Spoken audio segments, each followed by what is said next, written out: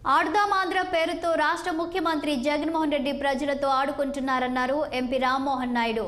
ఈ ప్రభుత్వం రాష్ట్రంలో కొత్తగా ఒక్క స్టేడియం అయినా నిర్మించిందా, క్రీడల కోసం ఏమైనా నిధులను వెచ్చిందా అంటూ ఆయన ప్రశ్నించారు. జగన్ ఇచ్చిన హామీలో 80% అమలు చేయలేదన్నారు. ఆ హామీలకు సంబంధించిన బుక్లెట్ను రామ్మోహన్ రిలీజ్ చేశారు. వైసీపీ పాలనలో శ్రీకాకుళం జిల్లాలో జరిగిన అభివృద్ధి ఏంటో చూపించాలని మంత్రులకు సవాల్ విసిరారు. ఈరోజు స్టేడియంలో లేవు ఎక్కడ కూడా. ఏమంటున్నారు? ఆడుదాం ఆంధ్ర అని అంటున్నారు. ఎంత ఆడుతావు అయ్యా జగన్మోహన్ రెడ్డి ఆంధ్రప్రదేశ్ రాష్ట్రంలో? సరిపోదా నీకు? ఇంకా మనశ్శాంతి కలగలేదా?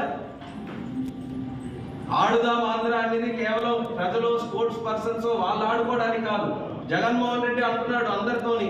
అది సరిగ్గా అర్థం చేసుకోవట్లేదు ప్రజలు కూడా.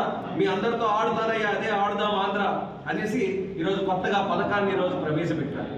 అందులో కూడా ఈరోజు ఆట ఆడడానికి ఎవరైనా ఉత్సాహంగా ఉంటే వాళ్ళ దగ్గర కూడా 1000-2000 రూపాయలు కలెక్ట్ చేసుకుంటున్నారు డిపార్ట్మెంట్ వాళ్ళు.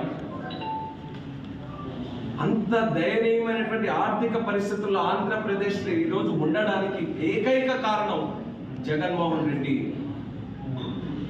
ఈజ్ అ ఫైనాన్షియల్ క్రిమినల్, ఆర్థిక ఉగ్రవాది.